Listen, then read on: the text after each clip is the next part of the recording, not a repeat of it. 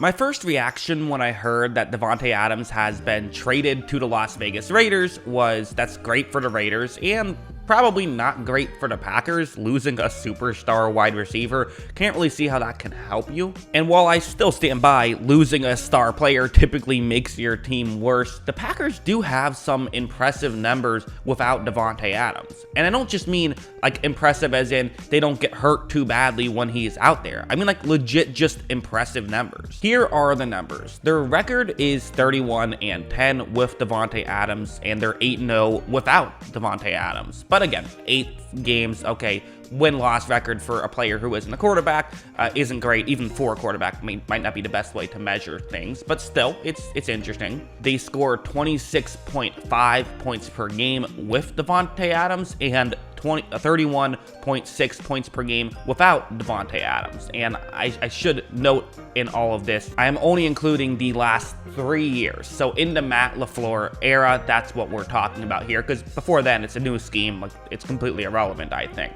Also, you look at the record of teams that they played when they didn't have Davante Adams.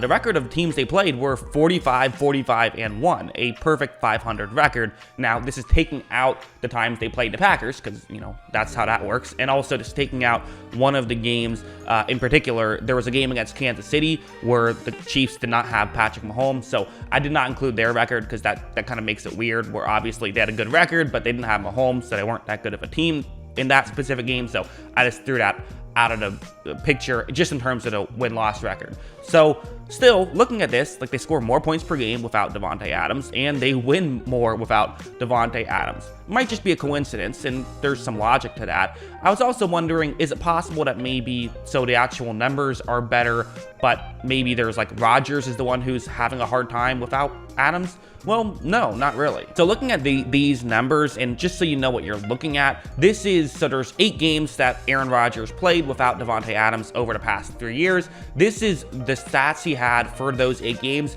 but doubled. I just doubled it because that way we're getting a 16-game sample size essentially, and you know we kind of can visualize how that is because of course that's how long an NFL season used to last. So you look right here, he would be 328 for 476. So not a ton of passing attempts, but still over 4,000 yards, 38 touchdowns to just 2 interceptions. Very impressive, 120.2 passer rating, which would be the 3rd best of his career because Aaron Rodgers is just stupid, but that's a great stat line. And so all the numbers seemingly are very good with no Davante Adams. This makes 0 sense, right? And of course, my first reaction is it's probably just a small sample size thing, although 8 games is not the smallest of sample size. That's half of an NFL season. We're not talking about nothing here. So okay, let's watch some film now. This is what we have to do, right? Let's watch some film of what were the Packers doing when Adams wasn't there. That's a very important detail here. And quite frankly, I think that when I started watching the film, you kind of see both sides of the argument of are the Packers better without Adams, or at least okay without Adams, versus does Adams highly matter? A play like this will kind of sum up both arguments, I think, where it's going to be zone coverage, and you kind of have a concept that can get someone open against this coverage. That's the goal here. I guess that's the goal of every concept, but LaFleur is very good at play calling and very good at creating schemes that can allow for guys to get open. Look, as you see, Rodgers takes a snap, and right here, you can see where there is a bubble for Rodgers to make this throw. Kind of right now in between the 40 and 35-ish yard line outside the numbers. You can see if Rodgers throws it there, he can hit the player who I've circled in black. This is how this can work out. However, when Rodgers throws it, Robert Tonyan does not have his head turned around. He wasn't looking there. It nearly gets intercepted, ends up falling incomplete. This is kind of both arguments, right? The first argument is they don't really need star players to get open in the Matt LaFleur scheme. This is a strategy we've seen the New Orleans Saints implement of, hey, we have a great offensive mind. Let's let him kind of just scheme up these maybe not great receivers, but guys who can at least run routes and do a good job of that. Now, they always had Michael Thomas for most of those years, but still, that was a strategy they had on top of that. But obviously on this exact play, you can see where it can have some issues where if even like a chemistry thing, listen, Davante Adams would have gotten his head turned around on that play. So that's kind of, they had better chemistry. So that's both arguments to that coin, I would say. A play like this is a good example. I'm just going to play it out where you see Allen Lazard kind of get schemed open by Matt LaFleur with that concept. That's how that worked. So this was, this wasn't last year. This was the year before against the New Orleans Saints where they scored a lot of points without Davante Adams. So, and this was a good team they were playing. I mean, remember that Saints team, they won the division over the Super Bowl champion Buccaneers. So this is the argument, right? Well, hey, let's just get some solid receivers who can play. That's all we really need. And they still do maybe have some more money. I made kind of a whole video talking about how kind of the price range they have to still spend this offseason is probably anywhere from, they might actually be done, or they might have around 23-ish million left over, somewhere in that range, from 0 to 23, just depending on how much actual cash they have to spend. So maybe just get a few like solid B-plus receivers. Maybe you don't need to pay a guy a ton of money, and now you have more draft capital and more money. That might be the argument. But then I go back to a play like this. So this is going to be a very similar concept right here that they're doing, and this is something that LaFleur likes to do. It's a good concept, and it does work a good chunk of the time. It's not going to work every time, though. Look at how right when this play begins, you do see an Arizona player does a good job of reading the play and creating some pressure on Rodgers as to where Rodgers can't really look down the field.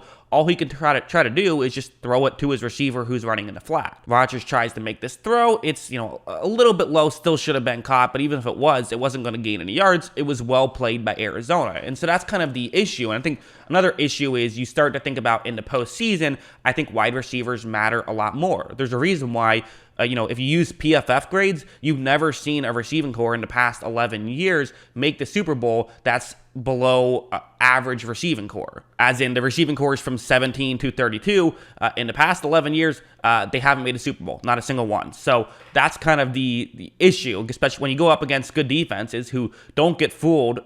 It's hard to scheme stuff up. You can still do it, but especially doing it 3 games in a row, it's going to be difficult. And there's also just stuff like this, where what you're going to see is that it's zone coverage, and sometimes what you'll do against zone is just, throw it to someone underneath and gain a few yards, something simple. As you see, Rodgers takes the snap, he's going to hit Rodgers, who then drops the football. So, again, I'm not saying that if you don't have Davante Adams, all of your receivers are now going to drop the football, but there's a higher likelihood of it happening. And also, you think about it, like with Kansas City, one thing they do is they hit Travis Kelce, who then turns around and finds a way to get 30 yards on plays like that. That's not really what I think Green Bay can do entirely, but it's kind of what the scheme would like them to do.